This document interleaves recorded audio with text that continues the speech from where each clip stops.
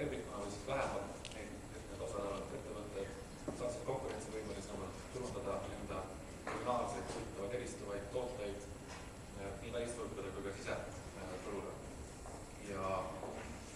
Ja kas siis meil läks hästi või mitte, et sõltub sellest, kuivõrd mis see vastus on.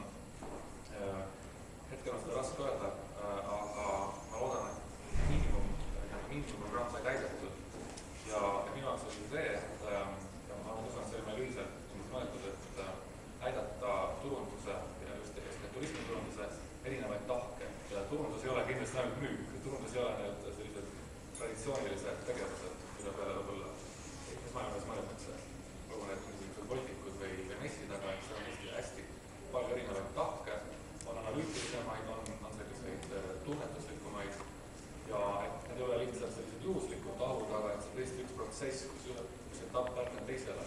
Ja kui tsiteerides siis elavad klassikud algid, esimesed moodul alguses ütlesid, et me loodame vähemalt näidata ära, mis märk on. Et kui me kõik küsimuste vastused tänaval vaatame seda slaidi, ja ma enam ei ütle seda. Selleks ongi teised. Et ma siis loodan, et te teate, mis värk on turismiturundusega.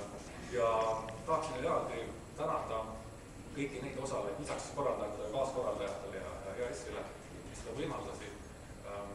Siis tänada kõiki neid osalejaid, kes võtsid vaevaks lihtsalt kohal istuda, aga tõesti aktiivselt kuulata. Kuulamine kõik on väga keerulisem, raskem tegevus kui jutustamine lektorina.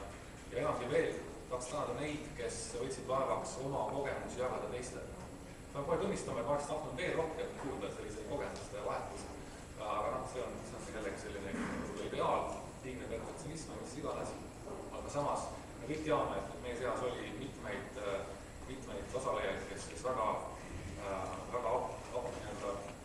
avameelselt ja palju võtsid sõna ja jagasid oma kogemusi ja ma tahaks just neid eraldi tänada, seepärast, et ka see sisend oli, ma usun, väga tähtis. Kõigil osalejatele